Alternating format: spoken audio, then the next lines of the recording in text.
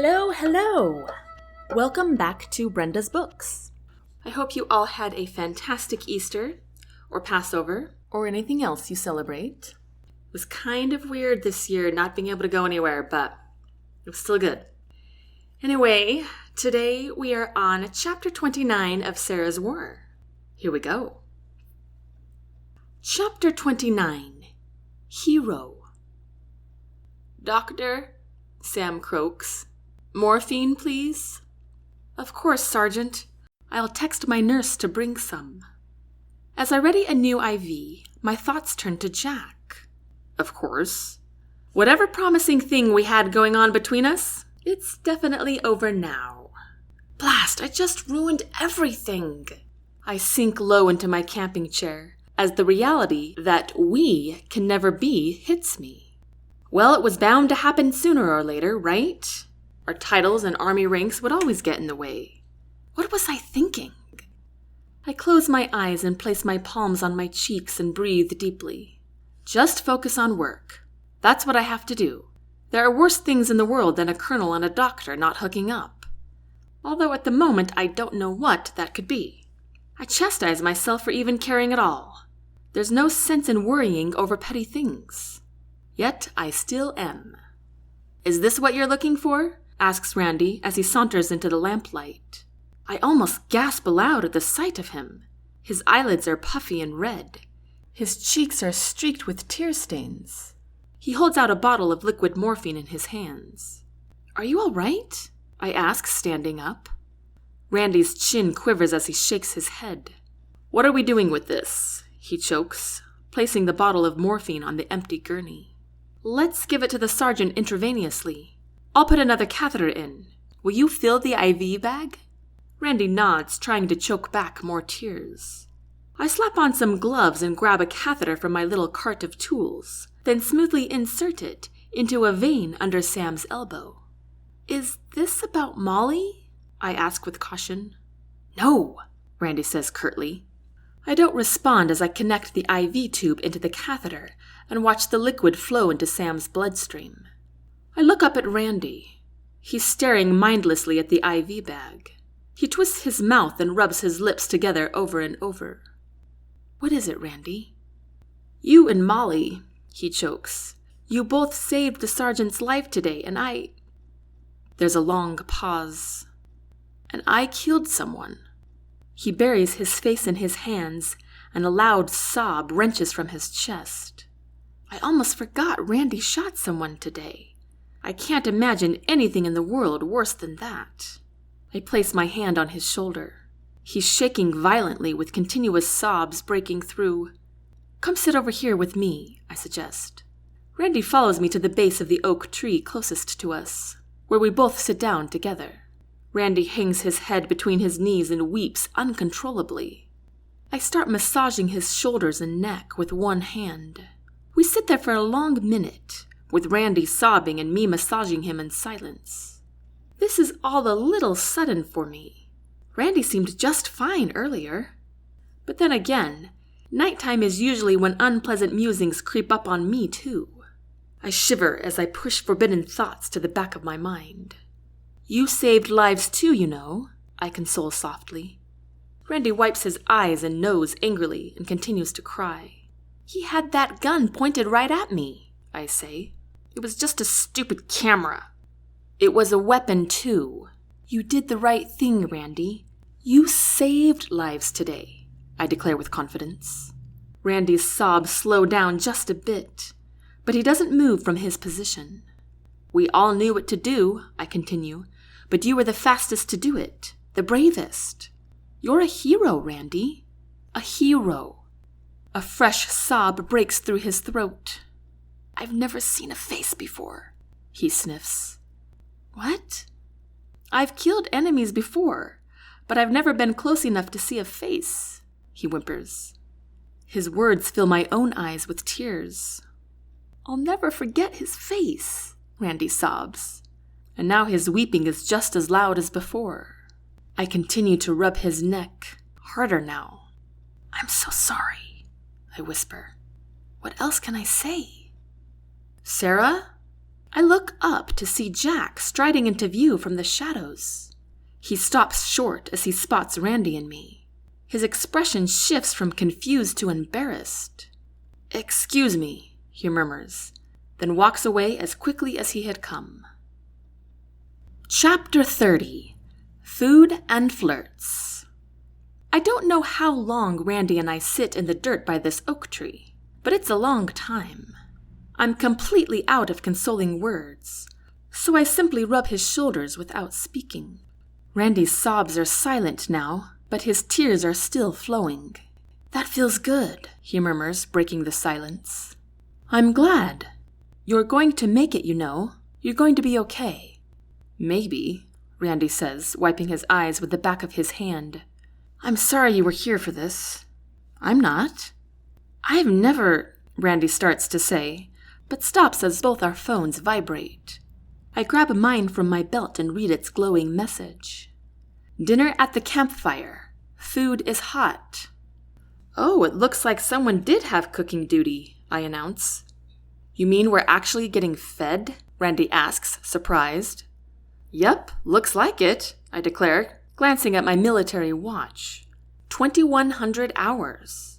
Wow, it's late. No wonder I'm starving. I move to stand, ignoring my sleeping right foot. "You coming?" "Nah, maybe later. You go ahead. I'll keep an eye on Sam," Randy offers. "Oh yeah, somebody needs to do that, huh?" I say with a wink. Randy smiles a tiny smile. I'm glad to succeed with that at least. "Well, I'll see you around then." "See ya." I meander away as I brush dirt and leaves off my pants. "Sara?" Randy calls. I turn to look at him. He hesitates, then whispers a fervent, "Thank you." "Anytime," I say with a smile. "You're a hero, Randy. Remember that." Tears fill his eyes again. I give him a small salute, then make my way into the shadows. My stomach growls as I approach the smell of grilled chicken. I'm positive it will taste better than any food I had at Big Rock. Everyone is probably splurging. It seems that most people forget that farms and gardens or even grocery stores aren't included in the Army. I have a feeling we'll run out of food before any is brought to us again, which is exactly what happened when I was in Tallahassee. The campfire is full of rowdy noise and chatter. A few lucky people have camping chairs to sit on, but most are sitting on the ground, cross-legged, while others stand and hold their paper plates in hand. A few soldiers stand by a hot gas grill, flipping chicken breasts and burgers. This reminds me of home. I see Lexy chatting with them and decide to join her. "Oh, hey there, Doc," she exclaims, and then immediately holds up a hand. "Wait, I have something for you." "Really? Is it a keg full of B-negative blood?" I say with sarcasm. "Ew!" Lexy grimaces in disgust. Sporadic chuckles burst around us. "Would you drink it all yourself, Doctor?" asks an olive-skinned soldier I've never seen before. His white teeth glimmer in the darkness. A wide smile spreads across my face as others join in the laughter. "Absolutely." Then I see what Lexy has for me. A hazel machine gun with a dark green shoulder strap. "Here you go, Doc," Lexy says, holding up the gun for me to see. "Is that an M16? I ask. "Are you serious, Sara?" Lexy says, putting one hand on her hip. "It's a KAC-2. I hold my hands up in apology. "My bad." "Take it," she says, handing me the gun. "Wow, it's lighter than I expected." "Yep, and it has a long range, too. It's the best personal defense weapon ever made," Lexy tells me. The same soldier as before jumps in. "You learning how to shoot, Doctor?" "I'll teach you," he offers cheerfully. No, Lexy cuts in. "This is a woman's job. In other words, my job. You'll have to find a way to pick up on somebody else." I just want to help the doctor here with her goals. We're friends now, right, Doctor? Can I teach you? I can't help but smile as Lexy cuts in for me again. "No way, man," she cries, shoving the soldier playfully. "I'm the better shooter, so I'm going to do it." "Is that a challenge, Miss Green Beret? Next time we're in a combat field, We're having a shoot-off, the soldier dares. Bring it on. Why don't you two just do it now and I'll get something to eat, I suggest. I'm starving. Okay, let's do this, says Lexy, as she lifts up her own gun. No way, the soldier grins, pulling Lexy's gun down lightly. I'm the coach.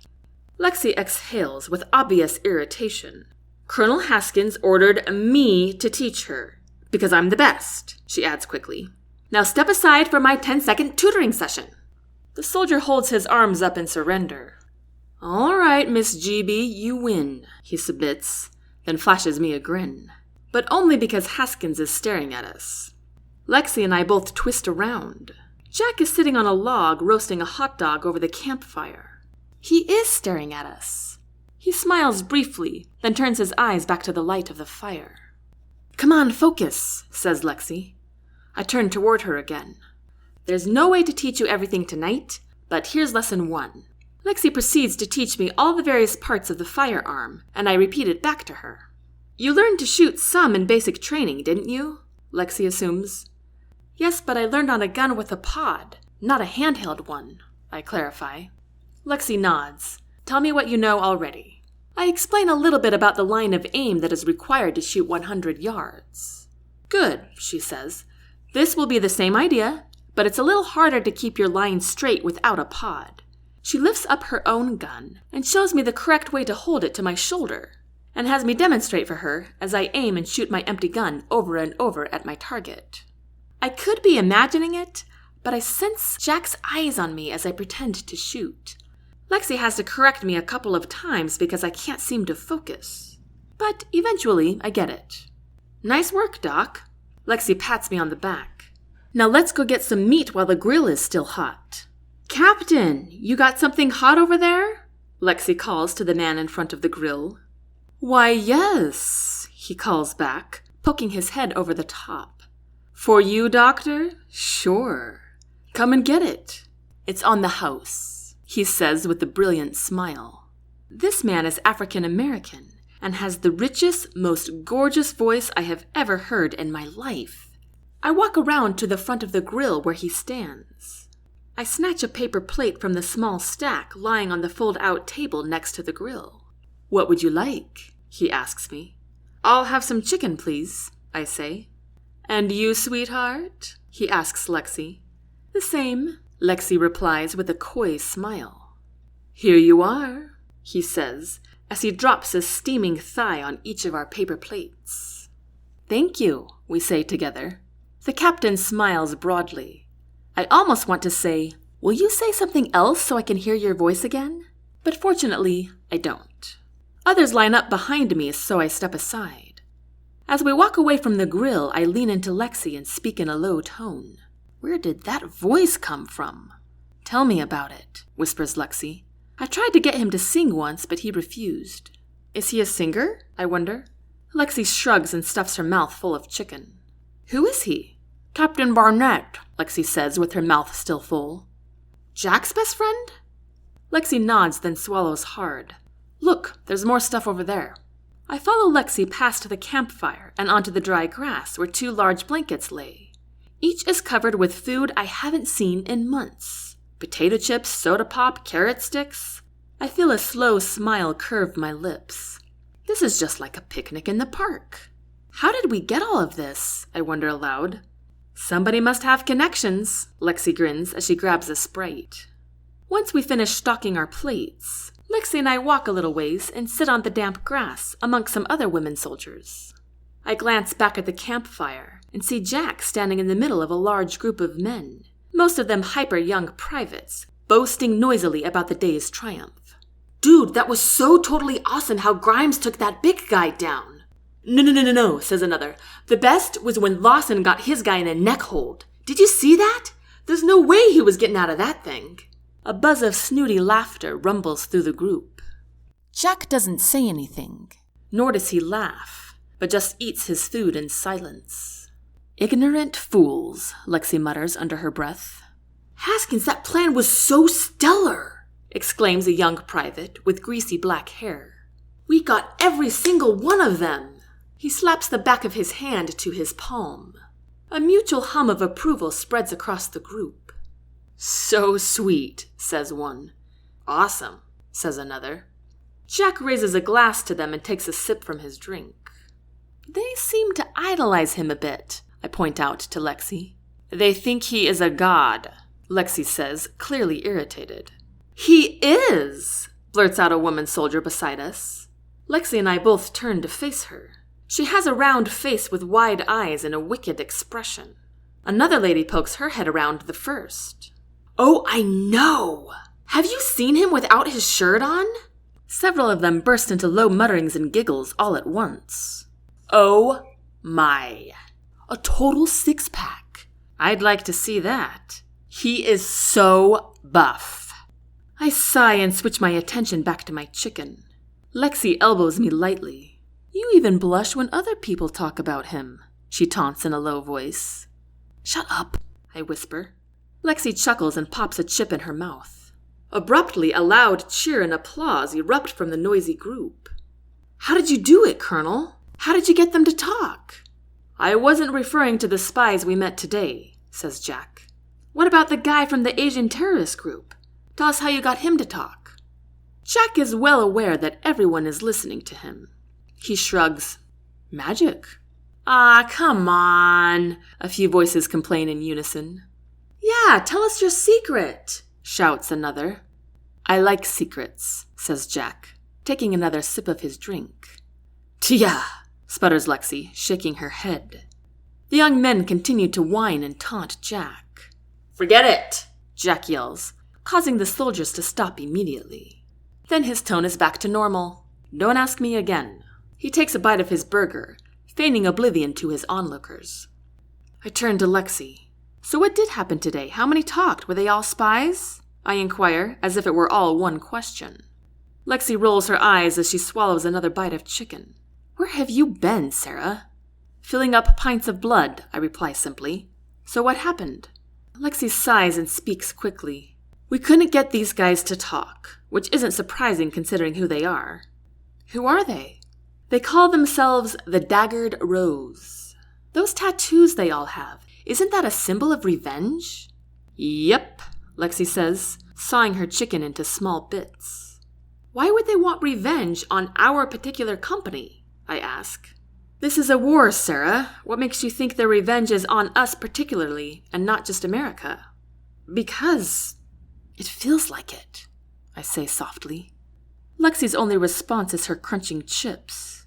I have the feeling she knows a lot more than she can say. After an awkward silence, I ask, "So we didn't learn anything but the name of their group?" Lexy swallows hard. "Jack already knew that. Chris, Captain Barnett, he was able to pinpoint their accents. It was difficult since individually they're from different countries, but Chris has an amazing ear, so that's a good start." I gulp down some soda. "I guess I'll take your word on that. How's Jack holding up with all this?" "You tell me." Lexy grins and pops another chip in her mouth. "Did he tell you about what?" Before I have to answer, Captain Barnett's rich voice calls out, "Lexy, my dear, where are you?"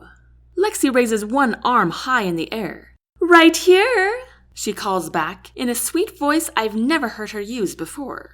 I stare at her in confusion. "I never did thank you for bringing this fine grill," Chris yells over the crowd. "Anything for you, baby," Lexy calls back at him. The captain smiles an impossibly gorgeous smile. Lexy grins back at him, and then returns to her slouched position and pops another chip in her mouth. "Is there something going on between you two?" I wonder, elbowing her in the side. Lexy rolls her eyes. "Oh, please," she mutters. "Oxford!" Jack's voice calls out. We both glance up at him. "The grill is yours?" he questions, looking dubious. "Yep," Lexy calls back, taking more deliberate chews now. Jack throws her a disappointed look but says nothing more.